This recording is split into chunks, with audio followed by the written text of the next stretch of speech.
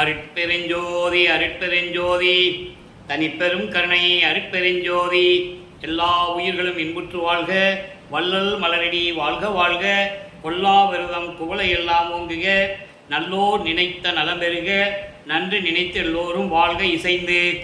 உலக மக்களே, அறிவார்ந்த அன்பர்களே, ஆண்மநேய ஒருமைப்பாட்டுடைய அன்பர்களே, வல்லப்பெருமான் நமக்கு அருளிய திருவெட்பாவிலிருந்து 1ஆம் திருமுறையிலிருந்து 6ஆம் திருமுறை வரைக்கும் இறைவனுடைய, அதாவது அருட்பெருஞ்சோதி ஆண்டவனுடைய திருவிளையாடல் எப்படியெல்லாம் நடந்தது என்பதையும், நமது பிள்ளை பெருமானவர்கள் ஏன் இந்த பூலோகத்திற்கு ஒரு தாயின் கருவறையிலே இருந்து இந்த பூலோகத்திற்கு வருவிக்க விட்டார் என்பதையும், அதற்கான நோக்கங்களையும் நாம் திருவெட்பாவின் பாடலின் மூலமாக தெளிவாக பார்த்து கொண்டிருக்கிறோம்.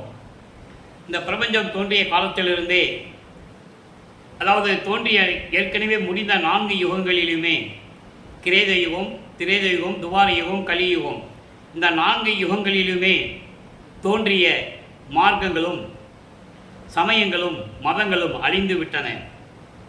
இந்த சமயங்களையும் மதங்களையும் மார்க்கங்களையும் உருவாக்கிய தலைவர்களும் அழிந்து விட்டார்கள். இப்போ நடந்து கொண்டிருக்கின்ற சுத்த சன்மார்க்க காலத்தில், இந்த யுகத்தில் பிள்ளை பெருமானவர்கள் இந்த யுகத்தை சதுர்யுகம் என்று கூறுவார், சக்தி யுகம் என்று கூறுவார், ஒளி யுகம் என்று கூறுவார். ஏற்கனவே கலியுகம் 5000 ஆண்டுகளிலே முடிந்துவிட்டது. ஒவ்வொரு யுகத்திற்கும் ஆயுள் காலம் உண்டு என்பதை நாம் ஏற்கனவே தெளிவாக பார்த்துவிட்டோம்.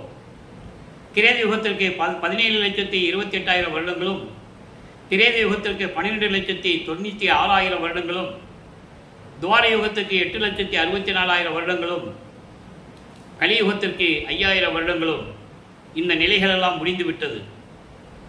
அந்தந்த யுகங்களில் தோன்றிய மார்க்கங்கள், உதாரணமாக கிரேத யுகத்தில் தோன்றிய கலங்க மார்க்கம், திரேத யுகத்தில் தோன்றிய திராவக மார்க்கம், அதன் பிறகு துவார யுகத்திலே தோன்றிய நவநீத மார்க்கம், கலியுகத்தில் தோன்றிய பஸ்ம மார்க்கங்கள், இதெல்லாம் அழிந்துவிட்டது. அதன் பிறகு தோன்றிய தசா மார்க்கம், சற்புத்திர மார்க்கம், சமய மார்க்கம், சக மார்க்கம் போன்ற மார்க்கங்கள் எல்லாம் உண்டாக்கிய தலைவர்கள் எல்லாம் அவங்களுடைய நிலைகள் எல்லாம் மாறிவிட்டது. அதன் பிறகு தோன்றிய இந்த சதுர்யுகத்தில் தோன்றிய உலக மக்களுக்கு, வாழ்ந்து கொண்டிருக்கிற மக்களுக்கு என்று ஒரு மார்க்கம் வேண்டும், ஒரு ஆன்மீக மார்க்கம் வேண்டும்.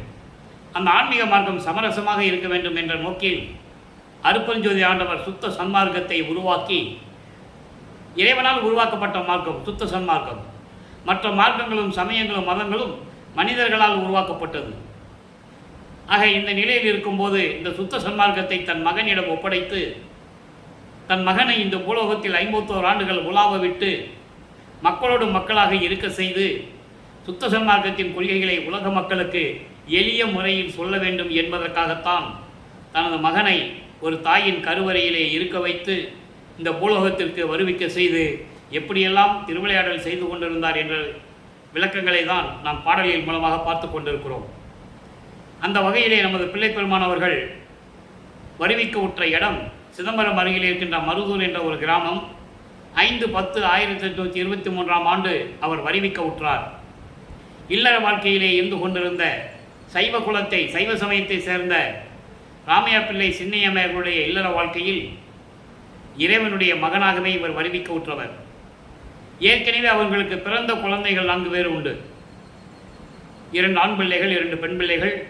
5ஆவதாக நமது குழந்தை இறைவன் பிள்ளை பெருமான் அவர்கள் வருவிக்க உற்றவர். வருவிக்க உற்றவர் என்பது, இறைவனுக்கு ஏதாவது காரியங்கள் இந்த பூலோகத்தில் நடக்க வேண்டும் என்றால் அவர் தன் அருளால் ஒரு ஆண்மகனை பெற்றெடுத்து அனுப்புவார் பூலோகத்திற்கு. அந்த நிலையில் வருவிக்க உற்றவர் தான் நமது பிள்ளை பெருமானவர்கள் என்பதை நான் பதிவு செய்த கடமைப்பட்டிருக்கிறேன். ஏற்கனவே முன்னுரையாக நாம் பார்த்து கொண்டிருக்கிறோம். அதன் பிறகு 5 மாத குழந்தையாக இருக்கும்போது நமது குழந்தை இறைவனை சிதம்பரத்துக்கு அழைத்து சொல்லுகிறார்கள். ஏதோ ஒரு திருவிழாவுக்காக அழைத்து சொல்லுகிறார்கள். அங்கே சிதம்பரத்திலே தன் மகனுக்கு அருட்பெருஞ்சோதி ஆண்டவர் வெட்ட வெளியாக காட்டி சிதம்பர ரகசியத்தை விளக்கி காட்டியது. அதுதான் சிதம்பரம். சிதம்பரம் என்பது சித்து பிளஸ் அம்பரம் என்று பொருள். சித்து என்பது விஞ்ஞானம், அம்பரம் என்பது இறைவன் இருக்கக்கூடிய ஒரு இடம், அது வெட்ட வெளி என்ற பொருள். அதனால்தான் அம்பலம் என்று சொல்லுவார், திருச்சிற்றம்பலம் என்று சொல்லுவார். ஆக இந்த நிலைகளெல்லாம் முடிந்தவுடனே ராமையா பிள்ளை அவர்கள் காலமான உடனே, இறந்த உடனே சின்னையம்மையார் அவர்கள் இந்த 5 குழந்தைகளையும் அழைத்து கொண்டு நமது பிள்ளைப்பெருமானவர்களையும் சாதாரண குழந்தைகள் என்று அவர்கள் நினைத்து கொண்டிருக்கிறார்கள். அது இறைவனுடைய மகன் என்று அவங்களுக்கு தெரியாது. அந்த விளக்கங்களை நாம் ஏற்கனவே தெளிவாக பார்த்து விட்டோம். தினமும் அந்த விளக்கங்களை கூற வேண்டும் என்றால் நமக்கு நேரம் பத்தாது. அதனால் தான் முன்னுரையாக சொல்லுகிறோம். ஆக அழைத்து கொண்டு பொன்னேரி அருகில் இருக்கின்ற சின்ன காவனத்திற்கு செல்லுகிறார்கள். அங்கே சில காரணங்களால் அவர்களால் இருக்க முடியவில்லை. சென்னையிலே வந்து குடியேறுகிறார்கள். அவர்கள் குடியேறிய பகுதி ஏழுகணர் பகுதி, இப்போ அதை வள்ளலார் என்று கூறுவார்கள். அங்கே வீராசாமி தெருவிலே வந்து குடியேறுகிறார்கள். நமது குழந்தை இறைவன் வளர்ந்து கொண்டிருக்கிறார். இதுதான் முன்னுரை. இந்த 51 ஆண்டுகளையும், அதாவது 1/1/1823 ஆண்டு இறைவனுடைய திருவிளையாடல் தொடங்குகிறது. 30/1/1874 வரை இரவு 12 மணி வரையிலும் இந்த திருவிளையாடல் தொடர்ந்து நடந்து கொண்டிருக்கிறது. இந்த 51 ஆண்டுகளை 8 ஆண்டுகளாக பிரித்து தனது மகனுக்கு எப்படியெல்லாம் அருளை கொடுத்து கொண்டிருக்கிறார் என்பதை தான் திருவருட்பாவின் பாடல் மூலமாக நாம் பார்த்து கொண்டிருக்கிறோம். முதல் 8 ஆண்டுகள் நமது குழந்தை இறைவன் வளர்ந்து பள்ளியில் சேர்க்க வேண்டிய வயது வந்துவிட்டது. அவரை பள்ளியில் கொண்டு போய் சேர்க்கிறார்கள். பள்ளியிலே படிக்க முடியாது என்று சொல்லி வெளியே வந்து விடுகிறார். மனம் அவருக்கு ஒரு நிலையில் இல்லை, படிக்கின்ற மனநிலை இல்லை. காரணம், அங்கே இறைவனுடைய திருவிளையாடல் நடக்குது.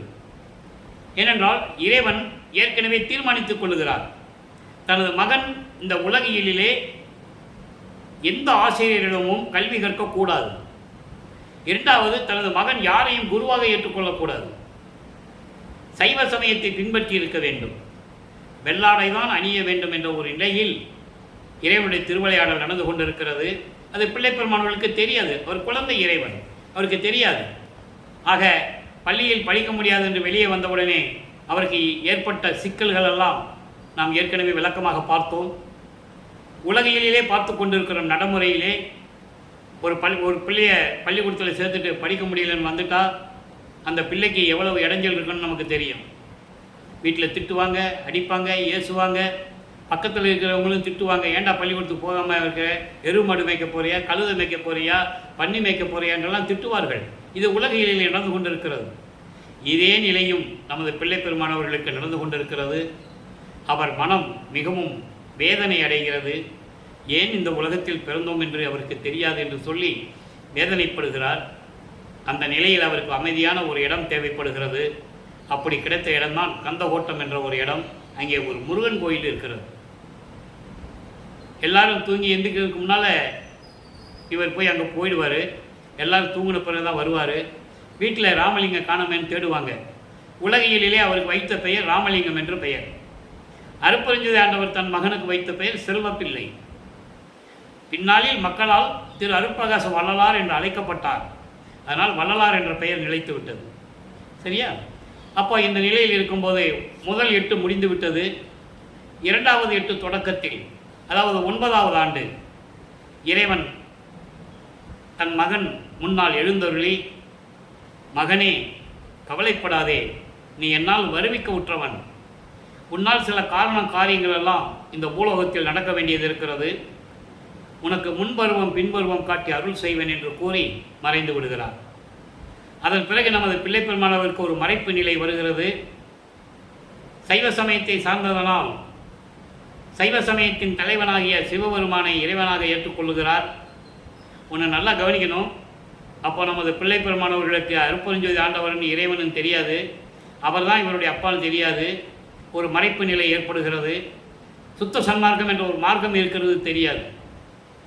சமயங்களும் மதங்களும் மார்க்கங்களும் சூழ்ந்திருந்த காலகட்டங்களில் இவர் சைவ குலத்தில் இருந்து வருவிக்க உற்றதனால் சைவ சமயத்தின் தலைவனாகிய சிவபெருமானை ஏற்றுக்கொண்டு நமச்சிவாயா, சிவாய நம, ஓம் சிவாயா என்ற மந்திரங்களை சொல்லி சரியை, கிரியை, யோகம் என்ற 12 நிலைகளில் இருந்து கொண்டிருக்கிறார்.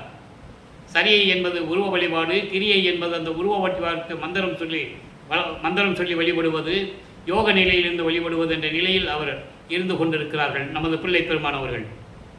அப்போ இறைவன் வந்து தோன்றி மகன் என்று சொன்னவுடனே இறைவனுடைய மகன் என்ற நிலை அவருக்கு தெரிந்துவிட்டது. இனிமேல் அவருக்கு கவலை இல்லை. 8 ஆண்டுகள் வரையிலும் ஏண்டா இந்த உலகில் பிறந்தோம் என்று நினைத்து கொண்டிருந்தவருக்கு இறைவனுடைய மகன் என்று தெரிந்த பிறகு அவர் மனம் அமைதியடைகிறது. அப்போ இறைவனை பார்க்க வேண்டும் என்ற எண்ணம் அவருக்கு தோன்றுகிறது. 9வது ஆண்டில் இறைவன் வந்து ஆட்கொண்டவுடனே ஆண்டாறு 3 ஆண்டில் ஆட்கொண்ட அருள்கடலை என்று கூறுவார். இறைவன் தன்னை 9வது ஆண்டில் ஆட்கொண்டதை தெளிவாக நமக்கு அருளியிருக்கிறார்கள். இதை 23 வருடங்களாக மக்களிடம் யாரும் கூறவில்லை. இறைவனுடைய மகன் என்றும் யாரும் சொல்லவில்லை. அதனால் மக்களுக்கு தெரியாது. அப்போது 9வது ஆண்டிலிருந்து 12 ஆண்டுகளுக்குள் 1ஆம் திருமுறை உருவாகிறது. நான் ஏற்கனவே கூறியது போல 8 பதியங்கள், 712 பாடல்கள். நாம் ஏற்கனவே திருவருள் முறையீடு, வடிவுடை மாணிக்கமாலை பாடல்களுடைய விளக்கங்களை அருட்பெருஞ்சோதி ஆண்டவருடைய திருவிளையாடல் என்ற பதிவுகளிலே 400 பதிவுகளிலே நாம் பார்த்து விட்டோம். இப்போ சிவநேச வெண்பா பதிகம் 4 சிவநேச வெண்பா பாடலுடைய விளக்கங்களை பார்த்து கொண்டிருக்கிறோம். சிவபெருமானிடம் எப்படி முறையீடு செய்கிறார், எப்படி அவருடைய நிலையை இறைவனிடம் கூறுகிறார் என்ற நிலையை இந்த பாடலிலிருந்து பார்த்து கொண்டிருக்கிறோம். மொத்தம் 100 பாடல்கள். இன்று 89வது பாடலுடைய விளக்கத்தை பார்க்க போகிறோம். இதுவரையில் 80 பாடலுடைய விளக்கங்களை பார்த்திருக்கிறோம். பாடலை நல்ல கவனிங்க. ஆரா அமுதே அருள் கடலே நாயேன் தன் தன்னை இழிவுபடுத்திக் கொள்ளுகிறார். நாய் போன்ற நிலையில் இருந்து கொண்டிருக்கிறேன் என்ற நிலையை கூறுகிறார். நாயனேன் தன் தேராத வஞ்ச பிள்ளை நோக்கி யாரேனும் நின் போல்வார் இல்லாதோய் நீயே புறம்பளித்தால் என் போல்வார் என் சொல்லார் இங்கு. இது பாடல். நாம் ஏன் பாடலை சொல்லி விளக்கத்தை கூறுகிறோம் என்றால், இறைவனை பற்றி கூறும்போது கற்பனையாகவோ கதையாகவோ சொல்ல முடியாது. இறைவனே அருளிய திருவிற்பாவிலிருந்து அவருடைய நிலையை கூறுகிறார் என்றால் அந்த விளக்கத்தை நாம் மக்களிடம் சொல்ல வேண்டும். அந்த பெரும் பாக்கியம் இந்த வள்ளலார் ஊழியனுக்கு கிடைத்தது. இறைவனுடைய அருளாலும் தயவாலையும் கருணையாலையும் பெற்றுக்கொண்ட விளக்கத்தை, எனது தந்தை வல்லப்பமானவர்கள் கூறிய விளக்கத்தை உங்களிடம் நான் கூறிக்கொண்டிருக்கிறேன். இந்த பாடலுடைய விளக்கம் பாருங்க. அதாவது ஆரா அமுதே என்பது அளவிலாத அமுது போன்ற இறைவனே, திகட்ட உண்ணுகின்ற அமுது போன்ற இறைவனே, அருள் கடலே நாயேந்தன் பேராத வஞ்ச பிள்ளை நோக்கி, அதாவது நாய் போன்று திரிந்து கொண்டிருக்கின்ற உன்னால் இந்த பூலோகத்திற்கு வருவிக்க உற்று ஒரு தாயின் கருவறையிலே 10 மாதம் இருக்க செய்து, அந்த பாடலுடைய விளக்கங்களை நம்ம பார்த்துட்டோம். மகாதேவ மலையில் 87வது பாடலில் இருக்குது. அந்தந்த நேரங்கள் வரும்போது அந்தந்த பாடலின் விளக்கங்களை நாம் ஏற்கனவே அளித்திருக்கிறோம். ஒரு தாயின் கருவறையிலே இருக்கும்போது திருவிளையாடல் செய்தனை இங்கு இருக்க வைத்து, அதன் பிறகு இந்த பூலோக மண்ணை தொட வைத்து, விளையாடுகின்ற பருவத்திலே என்னை ஆட்கொண்டு நீதான் என் மகன் என்று அறிவித்து விட்டு நீ சென்று விட்டாய். நான் நாய் போன்று தெருவாக சுத்தி கொண்டிருக்கின்றேன், தெருவாக தெரிந்து கொண்டிருக்கிறேன். என்னுடைய மன்னிக்க முடியாத கொடிய மன்னிக்க முடியாத குற்றங்களை எல்லாம் பார்த்து யாராக இருந்தாலும் சரி மன்னிக்க மாட்டார்கள். ஆனால் நீ என்னை மன்னித்து விட்டாய் என்று நான் கருதுகிறேன். நீ என்னை மன்னித்து விட்டாய் என்று நான் கருதுகிறேன். உன்னை போல் யார் இருப்பார்கள்? நான் உன் மகன் அல்லவா? நீயே என்னை விலக்கி வைத்தால், அப்படிப்பட்ட நீயே வந்து என்னை விலக்கி வைத்தால், புறம் தள்ளினால் மற்றவர்கள் என்ன நினைப்பார்கள்? என்னை போன்றவர்கள் என்னை பற்றி என்ன நினைப்பார்கள்? எனவே தந்தையே, விரைவில் வந்து நீ எனக்கு அருள வேண்டும். மண்ணுலகிலே நாம் படுகின்ற துன்பங்கள் துயரங்கள் எல்லாம் உனக்கு தெரியாதா? பெற்ற பிள்ளையை தெருவில் விட்டு விட்டானே என்று சொல்லுவார்களே, அதற்கு நான் என்ன பதில் சொல்லுவது? எனவே விரைவில் வந்து எனக்கு அருள வேண்டும் என்ற நிலையில் இந்த பாடலை நமக்கு அருளியிருக்கிறார்கள். நல்ல கவனிங்க. அதாவது 12 ஆண்டுகளுக்குள் இருந்து கொண்டிருக்கிறார். பாலகன், குழந்தை இறைவன். அவருக்கு இறைவனுடைய மகன்னு தெரியும். அருளை வாங்குவதற்காக எப்படியெல்லாம் சிரமப்படுகிறார் என்பதை திருவருட்பாவியின் பாடலின் மூலமாக நாம் பார்த்து கொண்டிருக்கிறோம். இப்போ இறைவனிடமிருந்து ஞானத்தை பெற்ற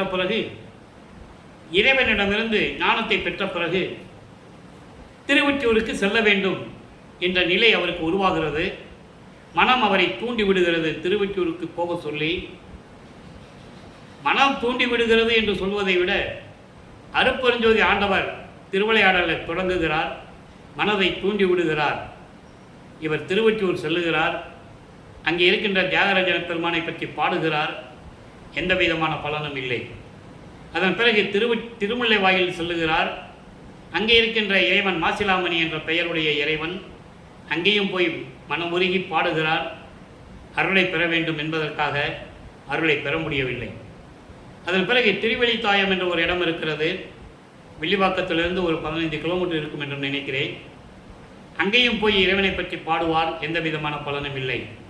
இப்போ நமது பள்ளி பிரமான் அவர்கள் 16 ஆண்டுகளுக்குள் இருந்து கொண்டிருக்கிறார். அதாவது 1824ஆம் ஆண்டிலிருந்து 1840 ஆண்டுகள் வரை இந்த 16 ஆண்டுகளில், அதாவது 2-8 அவருடைய நிலை என்ன என்பதை தான் பார்த்து கொண்டிருக்கிறோம். இப்போது திருமுல்லை வாயிலுக்கும் திருவில்லைவாயத்துக்கும் செல்ல முடியாது, வர முடியாது என்று சொல்லி இப்போ திருவொற்றியூருக்கு மட்டும் சென்று கொண்டிருக்கிறார். அங்கே இறைவனிடம் எப்படி பாடுகிறார், வேண்டுகிறார். மனம் ஒரு நிலையில் இல்லாத மனதை எப்படி அடக்க வேண்டும் என்று கூறுகிறார் என்ற நிலையை பார்த்து கொண்டிருக்கிறோம். 2ஆம் திருமுறை உருவாகிறது. 113 பதியங்கள், 1207 பாடல்கள். இதுவரை 37 பதியங்களை பார்த்துவிட்டோம். 38வது பதிகத்தில் இருக்கின்ற நெடுமொழி வஞ்சி என்ற பதிகத்தில் இருக்கின்ற 8வது பாடல். நெடுமொழி வஞ்சி என்பது அதாவது மனதை எச்சரிப்பது. எவ்வளவு சொல்லி மனம் கேட்பதில்லை. அப்போ நெடுமொழி வஞ்சி என்பது கடுமையாக அந்த மனதை கட்டுப்படுத்துவது. அந்த மனதிடம் எப்படி சொல்லுகிறார், அதான் பாடல். ஏற்கனவே காமம், குரோதம், லோபம், மோகம், மதம், ஆச்சரியம் என்ற 6 பிண்டத்தூசிகளை நீக்க வேண்டும். ஒவ்வொன்றாக நம்ம பார்த்துக்கிட்டு இருக்கோம். காமத்தை பார்த்தோம், குரோதத்தை பார்த்தோம். குரோதம் என்பது கோபம், லோபம் என்பது கடும் பற்று, ஆணவத்தை பார்த்தோம். மதம் என்பது ஆணவம், மோகத்தை பார்த்தோம். இன்று மாச்சரியம் என்பது அதாவது மனம் ஒரு நிலையில் இல்லாமல் அடங்காமல் சுற்றி திரிந்து கொண்டிருப்பது, ஆணவத்தோடு இருப்பது, அகங்காரத்தோடு இருப்பது, அமைதி இல்லாமல் மனம் தாவி சென்று கொண்டிருப்பது.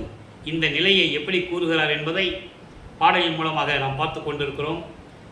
அதே நேரத்தில் தான் இறைவனுடைய அருள் பெற்றவன் என்ற நிலையையும், சிவபெருமானுடைய அருளை முழுவதுமாக பெற்றவன் என்ற நிலையையும் இந்த பாடலிலே நமக்கு அருளியிருக்கிறார்கள். பாடலை நல்லா கவனிங்க. அமைவு அறிந்திடா ஆணவ பயலே. யாரை சொல்லுகிறார்? உள்ளத்தை, மனத்தை சொல்லுகிறார். அகில கோடியும் ஆற்றுகின்றவன் கான், எமை நடத்துவோன் இது உணராமல் இன்று நாம் பரன் இணையடி தொழுதோம். காமவில் ஏத்தினோம், அதாவது கமைவில் ஏத்தினோம், அடியாரும் ஆனோம், கணிக்கின்றோம் என கருதிடி மயக்கேல் உமையின் ஒற்றியூர் சிவன் அருள்வாளால் உன்னை வெட்டுவல் உண்மை என்று உணரே. பாடல் கேட்பதற்கு உங்களுக்கு கொஞ்சம் கடினமாக இருக்கும். விளக்கம் மிகவும் எளிமையான விளக்கம். என்ன சொல்றாருன்னா, அதாவது அமைவு அறிந்திடா என்பது, அமைதினா என்னன்னு உனக்கு தெரியாது, அடக்கம்னா என்னன்னு தெரியாது. ஆணவ பயலே மனதை சொல்லுகிறார். மனதனால் தானே எவ்வளவு கஷ்டங்கள் வருது நமக்கு. மனதை கட்டுப்படுத்தி விட்டால் எந்த விதமான துன்பம் துயரும் இல்லை. மண்ணாசை, பெண்ணாசை, பொன்னாசை வருவதனுடைய காரணம் என்ன? மனம் அலைவாய்வது, மனம் ஒரு இடத்தில் இருப்பதில்லை. அதனால் வருகின்ற துன்பங்கள், அதை இங்கே சுட்டி காட்டுகிறார். அமைதி, அடக்கம் இவை என்னவென்று தெரியாத ஆணவ பயலே, அகில கோடி அண்டங்களையும் இயக்குகின்றவனை பற்றி உனக்கு தெரியாது. சிவபெருமானை கூறுகிறார். நல்லா கவனிக்கணும். சென்னையிலிருந்து 33 ஆண்டுகள் வரைக்கும் சிவபெருமான் தான் சொல்லுவார். அவருக்கு அதான் தெரியும்.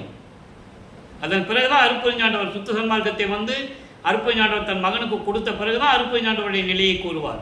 அதான் நம்ம பார்த்துட்டு இருக்கோம். அப்படி அகில அண்டங்களையும் இயக்குகின்றவனை பற்றி உனக்கு தெரியாது, அதை முதலில் நீ தெரிந்து கொள். அமைதியாகவும் அடக்கமாகவும் இல்லாத ஒரு ஆணவப்பயலே, அகில கோடி அண்டங்களையும் ஆட்டி வைக்கின்ற இறைவனை பற்றி உனக்கு தெரியாது. அவனை பற்றி முதலில் தெரிந்து கொள். என்னை வழி நடத்துகின்றவனின் செயல் பற்றி தெரியாமல் என்னிடமே கதை சொல்லுகிறாய். அதோடு மட்டுமல்ல, நீ என்ன சொல்லுகிறாய் என்றால் நீ ஏமாற்றுகிறாய். நானும் பரமனின் உண்மையான தொண்டன், நானும் பரமனின் அருளை பெற்றவன், நானும் அவரை விடாமல் சிறப்பாக நானும் வணங்கி கொண்டிருக்கிறேன், நானும் அவனுக்கு அடியனாக இருந்து கொண்டிருக்கிறேன் என்று மன உறுதியோடு மன உருகி நானும் இறைவனை வேண்டிக் கொண்டிருக்கிறேன் என்று நினைத்து கொண்டு நீ ஆட்டம் போடுகின்றாய். உன் கதை என்னிடம் செல்லாது. இதை 6ஆம் திருமுறையிலே வரும்போது தத்துவ வெற்றி என்ற பாடல்களிலே கூறுவார். நான் இறைவனுக்கு மூத்த மகன், தனித்தலைமைப்பதியின் செல்ல மகன் என்றெல்லாம் கூறுவார். அந்த விளக்கங்களையெல்லாம் நான் ஏற்கனவே பார்த்திருக்கிறோம். அப்போ இப்படியெல்லாம் இருக்கின்ற இறைவனை பற்றி உனக்கு தெரியாது. நீ மாயையில் இருந்து கொண்டிருக்கிறாய். உன் கதை என்னிடம் வேகாது. வேறு இடத்தில் வைத்துக்கொள். உன் செயல் திட்டம் என்னிடம் பலிக்காது. நான் யார் தெரியுமா? உமையாளின் கணவனாகிய திருவொற்றியூரில் இருக்கின்ற சிவனுடைய அருளை பெற்றவன். அவன் அருள் என்னும் வாளால் உன்னை வெட்டி வீழ்த்துவேன். சிவனிடமிருந்து அருளை பெற்றுக்கொண்டு அந்த அருளின் பயணத்தால் அந்த அருளின் விளைவால் உன்னை நான் அழித்து விடுவேன். இது சத்தியம் என்று நீ தெரிந்து கொள் என்று சொல்லி இந்த பாடலை நமக்கு அருளியிருக்கிறார்கள். வல்லைப்பெருமானவர்கள் இந்த பூலோகத்திற்கு ஒரு தாயின் வழியாக வருவிக்க உற்று இறைவனுடைய மகனாக வருவிக்க உற்றவர் 33 ஆண்டுகள் சென்னையிலே இருந்து கொண்டிருக்கிறார். அப்போ அந்த 4 8 32 இந்த 4 ஒவ்வொரு 8 ஆண்டுகளிலும் அவருடைய நிலை என்ன என்பதை திருவருட்பாவிலிருந்து பார்த்து கொண்டிருக்கிறோம். நாம் ஏற்கனவே அருட்பெருஞ்சோதி ஆண்டவருடைய திருவிளையாடல் என்ற பதிவிலே நாம் தெளிவாக பார்த்திருக்கிறோம். இன்னும் சில விளக்கங்களை கொடுக்க வேண்டியது இருக்கிறது. ஏன்னா ஒரே நாளில் எல்லா விளக்கத்தையும் சொல்லிட முடியாது.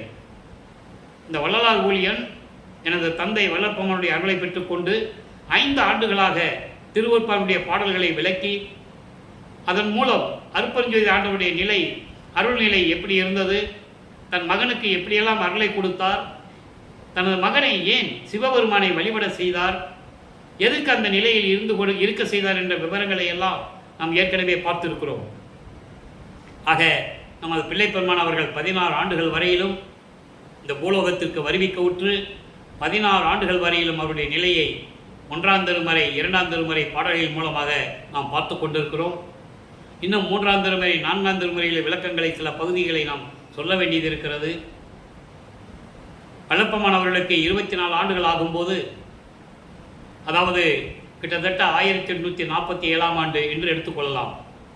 1847ஆம் ஆண்டு திருவொற்றியூரிலே தியாகராஜ பெருமான், அதாவது சிவபெருமான் எப்படி இவரை பார்த்து திரும்பி பார்க்காமல் தெருவழியாக ஓடுகிறார் என்பதையும், நமது பிள்ளைப்பெருமான் அவர்கள் கேட்ட கேள்விகளுக்கு பதில் சொல்ல முடியாமல் எப்படி சிவபெருமான் திணறுகிறார், முகத்துக்கு நேருக்கு நேர் பார்க்க முடியாமல் எப்படி திரும்பி பார்க்காமல் தெருவழியாக ஓடுகிறார் என்ற நிலையெல்லாம் நம்ம பார்த்தோம். இன்னும் சில விளக்கங்கள் கொடுக்க வேண்டியது இருக்கிறது. முதல் இந்த 16 ஆண்டுகள் வரையிலும் இறைவனுடைய நிலை எப்படி இருந்ததை பார்த்துவிட்டு அதன் பிறகு அந்த நிலைக்கு நாம் செல்ல வேண்டிய ஒரு நிலை இருக்கிறது. நனப்பொடி அம்மையாரை ஏன் திருமணம் செய்தார், ஏன் தாலி கட்டினார் என்ற நிலையை கூட நாம் ஏற்கனவே தெளிவாக பார்த்திருக்கிறோம். இன்னும் சில விளக்கங்கள் கொடுக்க வேண்டியது இருக்கிறது. அது நேரங்கள் வரும்போது கண்டிப்பாக அந்த விளக்கம் இறைவன் அருளால் உங்களுக்கு கிடைக்கும். இப்போது சுத்த சன்மார்க்கத்தை பெற்ற பிறகு 33 ஆண்டுகள் கழித்து சென்னையில் இருந்த காலகட்டங்களில் அருட்பெருஞ்சாண்டவர் தன் மகன் முன் எழுந்தருளி, மகனே, இனிமேல் உனக்கு இந்த சமயங்கள், மதங்கள், மார்க்கக்கூடிய நெறிகள் உனக்கு தேவையில்லை. இந்த சைவ சமயத்தின் அடையாளமாகிய திருநீர் பூச வேண்டிய அவசியம் இல்லை. சுத்த சன்மார்க்கத்தை உனக்கு நான் தரப்போகிறேன். சுத்த சிவஞான வெளிக்கு வந்துவிடு என்று சொல்லி மகனிடம் ஆசி கூறி மறைந்து விடுகிறார். அதன் பிறகு நமது பிள்ளைப்பெருமான் அவர்கள் அண்டங்களை கடந்து, தத்துவங்களை கடந்து எப்படி சுத்த சிவஞான வெளிக்கு சென்று அங்கே தன் தந்தையிடம் சுத்த சன்மார்க்கத்தை பெற்றுக்கொண்டார் என்பதையும், சாகா கல்வியை எப்படி கற்றுக்கொண்டார் என்பதையும் திருவருட்பாவின் பாடல் மூலமாக நாம் ஏற்கனவே தெளிவாக பார்த்திருக்கிறோம். இன்னும் சில விளக்கங்கள் தர வேண்டியது இருக்கிறது. அதற்கான நேரங்கள் வரும். அப்போ உங்களுக்கு அந்த விளக்கம் கிடைக்கும். அங்கே கிட்டத்தட்ட சுத்த சிவஞான வெளியிலே கிட்டத்தட்ட ஓராண்டுகள் அங்கே விண்ணுலகத்திலே இருக்கிறார் நமது பிள்ளை பெருமானவர்கள். அதன் பிறகு சாகா கல்வியை கற்றுக்கொண்டு சுத்த சன்மார்க்கத்தை பெற்றுக்கொண்டு தன் தந்தையிடமிருந்து விடைபெற்றுக்கொண்டு பூலோகம் திரும்புகிறார். அப்படி திரும்பி வந்த தங்கியிருந்த இடம்தான் கருங்குழி என்ற ஒரு இடம். அங்கே 9 ஆண்டுகள் இருந்து கொண்டிருக்கிறார். அங்கே இருந்துதான் ஜீவகாரிய ஒழுக்கத்தை எப்படி தன் தந்தையிடமிருந்து பெற்றுக்கொண்டார் என்பதையும், அதன் பிறகு 1867ஆம் ஆண்டு தர்மசாலையை நிறுவியது. அதன் பிறகு 1869ஆம் ஆண்டு நீதிமன்றத்திலே திருவருட்பாவை மறுப்பா என்று அறிவிக்க முடியாது, திருவருட்பா தான் மக்களுக்கு ஏற்றது என்ற நிலையை எப்படி அதாவது நீதிமன்றத்திலே அந்த வெற்றியை பெற்றுக்கொண்டார் என்பதையும், அதன் பிறகு எப்படி சித்திவலாரம் சென்றார் என்பதையும் தெளிவாக பார்த்து விட்டோம். இப்போ சுத்த சன்மார்க்கத்தை பெற்ற பிறகு அவருடைய நிலையை உலக மக்களுக்கு சொல்ல வேண்டும். எப்படி அவர் 16 ஆண்டுகளுக்குள் இருக்கும்போது சிவபெருமானை எப்படி வழிபட்டு கொண்டிருந்தார் என்பதையும் நாம் பார்த்து கொண்டிருக்கிறோம். அதே நேரத்தில் சுத்த சன்மார்க்கத்தை பெற்ற பிறகு ஆரம்ப காலகட்டத்தில் அவருடைய நிலை எப்படி இருந்தது, இறைவனை எப்படி வேண்டுகிறார் என்ற நிலையை பார்க்கிறோம். பதிகம் 25 அனுபோக நிலையம் என்ற ஒரு பதிகம், அதில் 8வது பாடல். எப்படி 2ஆம் திருமுறையில் இருக்கின்ற 8வது பாடலுக்கு சுத்த சன்மார்க்கத்தை பெற்ற பிறகு அனுபோக நிலையத்தில் 8வது பாடல் எப்படி இருக்குது என்பதை நீங்கள் தெரிந்து கொள்ள வேண்டும். அங்கே அருளை பெற முடியாது, அருளுக்காக இயங்குவார். இங்கு அருளை பெற்றுக்கொள்ளுவார். ஆனால் என்னோடு வந்து கலந்து கொள் என்று கூறுவார். என்னால் தனியாக இருக்க முடியாது, என்னோடு புணர்ந்து கலந்து எனக்கு அருள வேண்டும் என்று கூறுவார். அந்த நிலையை நாம் பார்த்து கொண்டிருக்கிறோம். அனுபோக நிலையம் 8வது பாடல். நல்ல கவனிங்க, எளிமையான பாடல், அருமையான விளக்கம். எண்ணிய எனது உள் எண்ணமே, எண்ணிய எனது உள் எண்ணமே, எண்ணத்து இசைந்த பேரின்பமே. அருட்பெருஞ்சோதி ஆண்டவர் தன் தந்தையிடம் கூறுகிறார், விண்ணப்பம் வைக்கிறார், வேண்டுகோள் வைக்கிறார். இதிலே நல்ல கவனிக்கணும், இறைவனுடைய நிலையும் சொல்லுவார், இவர் பெற்ற அருளையும் சொல்லுவார், அவருடைய விண்ணப்பத்தையும் பூர்த்தி செய்வார். யான்தான் பண்ணிய தவமே தவத்து உறும் பலனே. என்ன தவம் பண்ணார்? கடலுக்கடியில் போனாரா? மலைக்கடியில் புகையில் போய் உட்காந்துக்கிட்டு ஆண்டுகள் கணக்கில் தவம் இருந்தாரா? நீருக்கடியில் கடலுக்கடியில் போனாரா? இல்லை மரத்துக்கடியில் உட்காந்துட்டு புத்து மண் வளர அளவுக்கு தவம் இருந்தாரா? இல்லை. அந்த சமயங்களையும் மதங்களையும் மார்க்கங்களையும் சார்ந்த ரிஷிகளும் முனிவர்களும் இருந்தது, சித்தர்களும் இருந்தது. அவங்களுக்கு தெரியாது, சுத்த சன்மார்க்கம் தெரியாது. அவர்கள் யாரை தலைவனாக ஏற்றுக்கொண்டு தவம் இருக்கிறார்களோ அந்த தலைவன் வந்து அருளை கொடுப்பான். உதாரணத்திற்கு பிரம்மனை நினைத்து தவம் இருக்கின்றவன் பிரம்மன் வந்து அருளை கொடுப்பான், அவ்வளவுதான். அது கர்ம சித்தி யோக சித்தியை சார்ந்தது. குறிப்பிட்ட காலம் வரைக்கும் தான் அந்த சித்திகள் வேலை செய்யும், அதுக்கப்புறம் செய்யாது. சிவபெருமானை வழிபடுகின்றவன், அதாவது தவம் இருக்கின்றவன், சிவபெருமான் வந்து அருள் கொடுப்பான். அது காலகட்டங்கள் வரும், அதன் பிறகு அவர் அழிந்து விடுவார். வரம் பெற்றவர் அழிந்து விடுவான். எத்தனையோ புராணங்களில் உண்டு. அதாவது ராவணனை எடுத்துக்கலாம், இப்படி நிறைய வரலாறுகள் உண்டு. ஒரு உதாரணத்துக்கு சொல்கிறேன், ஏன்னா நான் அருட்பாவை பற்றி திருவருட்பாவை பற்றி பேசும்போது அழிந்து போகக்கூடிய புராணங்களையும் காவியங்களையும் பற்றி நான் கூறுவதில்லை. அல்லப்பமானே சொல்கிறேன். சாதியிலே, சமய சடங்குகளிலே, சாத்திரங்களிலே, சண்டைகளிலே, கோச்சாரங்களிலே ஆதி முதல் அபிமானித்து அலைந்து அலைந்து ஏன் மடிவது அழகலவே என்று கூறுவார். அந்த நிலையை சுத்தசமாக பெற்ற பிறகுதான் தெளிவாக நமக்கு அருளி இருக்கிறார்கள். அந்த நிலையை நம்ம பார்த்துட்டு இருக்கோம். அதாவது பலத்தினால் கிடைத்த என் பதியே, என் பதியே என்பது என் ஆண்டவர், அருட்பெருஞ்சோதி ஆண்டவர். தன்னிய மதியே, மதிமுடிய அரசே, தனித்த சிற்றவை நடத்தமுதே, புண்ணியம் அளித்து, நல்ல கவனிக்கணும், புண்ணியம் அளித்து அதற்கு இது தகு தருணம். புனந்தருள் புனந்தருள் என்னையே, நீ அருளை கொடுத்து விட்டாய், எல்லாரும் தந்தையிடமிருந்து அருளை பெற்று விட்டாயே, ஏன் இறைவனோடு உன்னிடம் கலந்து கொள்ளவில்லை என்ற கேள்விக்கு பதில் சொல்ல வேண்டும். அது சொல்றாரே, எண்ணிய எனது உள் எண்ணமே, நான் என்ன நினைக்கிறேனோ அதே போன்று என் உள்ளத்தில் இருந்து கொண்டு ஒளி வீசி கொண்டிருக்கின்ற அருப்பெருஞ்சோதி ஆண்டவரே, எனது தந்தையே, எண்ணமே, அதான் இறைவனே என்று சொல்லுகிறார்.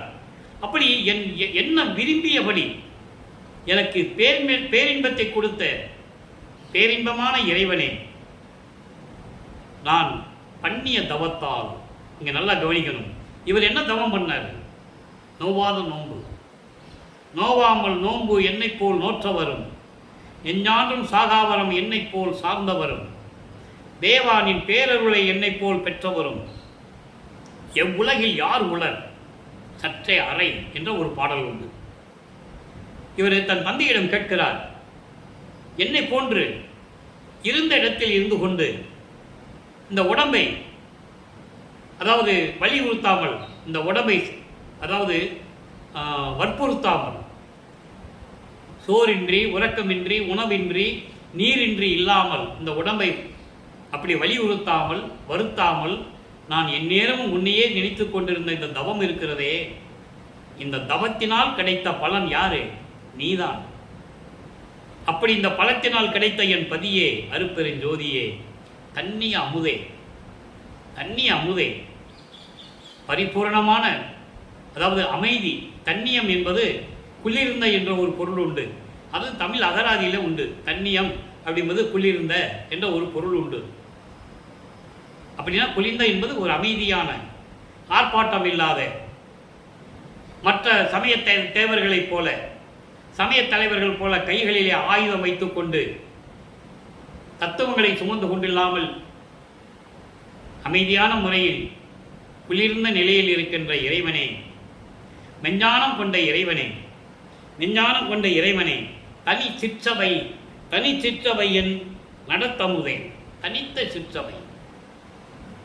இங்கே வடலூரிலே உலக மக்கள் எல்லாம் அங்கே சுத்த சிவஞான வழிக்கு சென்று சத்தியஞான சபையை பார்க்க முடியாது. அதனால்தான் வடலூரிலே உலக மக்களுக்காக நமது வல்லற்பமானவர்கள் இங்கே சத்தியஞான சபையை கட்டி நமக்கு அருளினார்கள். அந்த தத்துவத்தை நீங்கள் புரிந்து கொள்ள வேண்டும். இவர் நொடியின் பள்ளியில் போயிட்டு வந்துடுவார். இவர் இறைவனுடைய மகன், எல்லா சக்திகளையும் பெற்றவர். ஆனால் மக்கள் போக முடியாதுல்ல, அதனால அந்த சத்தியஞான சபை இங்கே அமைத்தார். அப்படி சிற்றபையிலே இருந்து கொண்டு திருவிளையாடல் செய்து கொண்டிருக்கின்ற இறைவனை, எனக்கு புண்ணியம் அளித்ததற்கு இது தருணம். புண்ணியம் என்பது சுத்த சன்மார்க்கம். எனக்கு சுத்த சன்மார்க்கத்தை கொடுத்து மற்ற அருள்களையும் கொடுப்பதற்கு இதுதான் நல்ல நேரம். நீ விரைவில் வந்து என் ஆட்கொள்ள வேண்டும், புணர்ந்து அருள் என்னோடு கலந்து கொள்ள வேண்டும் என்று கூறுகிறார். இந்த தனித்தனியாக இருக்கிற நிலையெல்லாம் வேண்டாம், என்னோடு கலந்து கொண்டு இரண்டரை கலந்து கொண்டு எனக்கு அருள வேண்டும், இரண்டரை கலந்து கொண்டு என்னையே கலந்து கொண்டு எனக்கு அருள வேண்டும் என்று கூறுகிறார். ஆக வல்லப்பம்மன் அவர்கள் சமயங்களில் கூறப்பட்ட, அதாவது சமயங்கள் என்பது பல வகை உண்டு. சைவம், வைஷ்ணவம், கௌபாரம், காணபத்தியம், சக்தம், சௌரம், இப்படி சமயங்கள் உண்டு. ஒவ்வொரு சமயத்திற்கும் தலைவன் உண்டு. ஏற்கனவே நம்ம அதை தெளிவாக பார்த்திருக்கிறோம். சைவ சமயத்தின் தலைவன் சிவபெருமான். அப்போ அந்த சிவபெருமானை வழிபட்டு கொண்டு சைவ சமயத்தின் அடையாளமாகிய திருநூரை பூசிக்கொண்டு உத்தராட்சமணியை கழுத்திலே மாட்டிக்கொண்டு 33 ஆண்டுகள் சென்னையில் இருந்த காலகட்டங்களில் பிள்ளைப்பெருமான் இருந்தது உண்மை. அதற்கான விளக்கத்தையும் அவர் தெளிவாக பாடல்களிலே நமக்கு விளக்கி இருக்கிறார்கள். அதையும் நாம் பார்த்து விட்டோம். சுத்த சமாகத்தை பெற்ற பிறகு இந்த குறியீடுகள் தேவையில்லை. இறைவனுக்கு உருவம் இல்லை. இறைவன் ஒளி வடிவில் இருக்கிறார், தீப வடிவில் இருக்கிறார். அவர்தான் அருப்பெருஞ்சோதி ஆண்டவர். அந்த அருப்பெருஞ்சோதி ஆண்டவர் தான் இயற்கையின் உண்மை விளக்க கடவுள். அந்த இயற்கை உண்மை விளக்க கடவுள் யார் என்பது மக்களுக்கு தெளிவாக அருளி இருக்கிறார்கள். அதை நாம் பார்த்து கொண்டிருக்கிறோம். தனித்தலைமை பெரும்பதி என்று கூறுவார். யாரிடையும் ஒப்பிட முடியாத அளவிற்கு தனித்தன்மையோடு விளங்கி கொண்டிருக்கின்ற தலைமைப்பதி இறைவன், எல்லாருக்கும் இறைவன் அவர்தான். இந்த பதத்தலைவர்கள் இருக்கிறார்களே, பிரம்மன், திருமால், ருத்திரன், மகேஸ்வரன், சதாசிவம், இவர்களெல்லாம் பதத்தலைவர்கள். அருட்பெருஞ்சோதி ஆண்டவரால் உருவாக்கப்பட்டு அவர்களுக்கு 5 தொழில்களையும் கொடுத்து, படைத்தல், காத்தல், அழித்தல், மறைத்தல், அருளல், 5 தொழில்களையும் கொடுத்து, அவங்களுக்கு 5 அண்டங்களையும் கொடுத்து செயலாற்ற வைத்தது. தத்துவங்களையும் கொடுத்து 36 தத்துவங்கள், அதுக்கு உள்ளடங்கிய தத்துவிகள் 60. பிரம்மனுக்கும் திருமாலுக்கும் ருத்திரனுக்கும் பிரம்ம தத்துவத்துக்கு 24 தத்துவங்கள், விஷ்ணு தத்துவத்துக்கு 7, ருத்திரனுக்கு 5 சிவ தத்துவங்கள். அதை விளக்கங்களை நாம் ஏற்கனவே தெளிவாக பார்த்து விட்டோம். இந்த தத்துவிகளை உட்பட்டவர்கள் தான் மகேஸ்வரனும் சதாசிவமும். இப்படியெல்லாம் கொடுத்து பிரபஞ்சத்தை ஆள வைத்ததனுடைய பலன் மக்களை பிரிவினைப்படுத்தி, வேறுபாடுகளை உண்டாக்கி, பல்வேறு சமயங்களை உருவாக்கி, மதங்களை உருவாக்கி, மக்களிலெல்லாம் அதை ஈடுபட செய்து முரண்பாடோடு வாழ வைத்து விட்டார்கள். அதை உலக மக்களுக்கு சொல்ல வேண்டும், உலக மக்கள் இதை தெரிந்து கொள்ள வேண்டும் என்பதற்காகத்தான் பிள்ளை பெருமானவர்கள், வள்ளற்பெருமானவர்கள் இந்த பூலோகத்திற்கு வருவிக்க விட்டார் என்பதை நீங்கள் புரிந்து கொள்ள வேண்டும். சுத்த சன்மார்க்கத்தில் பிரிவினைவாதம் கிடையாது.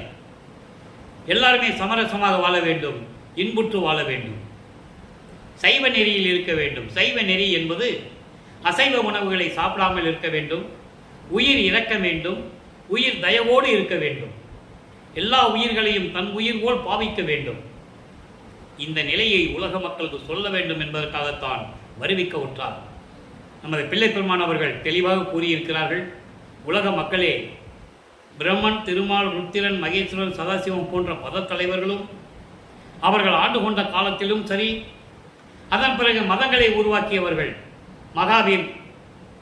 மகாவீர் புத்தனை தனியாக சொல்வார், புத்த மதத்தை உருவாக்கிய புத்தன், இப்படி பல தலைவர்கள் உருவாகினார்கள். அவர்களெல்லாம் மக்களை பிரிவினைப்படுத்தி மக்களை வாழ வைத்து விட்டார்கள். மக்களும் அந்த துன்பத்தில் இருந்து கொண்டிருக்கிறார்கள். இவர்களெல்லாம் இறைவனுடைய அருளை பெற்றுக்கொண்டு, சிறிதளவு பெற்றுக்கொண்டு, இந்த வையகத்துக்கும் வானகத்துக்கும் மனம் போனபடி சுற்றி திரிந்தவர்கள் என்று சொல்லுகிறார். இந்த பிரபஞ்சத்தின் உண்மையை யாரும் இதுவரை சொன்னதில்லை. நமது பிள்ளை பெருமானை தவிர, வள்ளற்பெருமானை தவிர யாரும் சொன்னதில்லை. தோன்றினார்கள், அந்தந்த சமயத்தை சேர்ந்தவர்கள் தோன்றினார்கள். சைவ சமயத்தை சேர்ந்த சிவனடியார்கள் இருந்தார்கள், ரிஷிகள், முனிவர்கள் இருந்தார்கள், வைஷ்ணவ சமயத்தை சேர்ந்த ஆழ்வார்கள் இருந்தார்கள். அவர்களுடைய தலைவனை பற்றி பாடினார்கள், முக்தி அடைந்தார்கள், இல்லை என்றால் ஜீவ சமாதி அடைந்தார்கள்.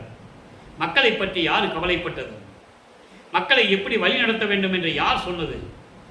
எந்த சமய தலைவனும் சொல்லவில்லை, எந்த மத தலைவனும் சொல்லவில்லை, எந்த மார்க்கத்தின் தலைவனும் சொல்லவில்லை.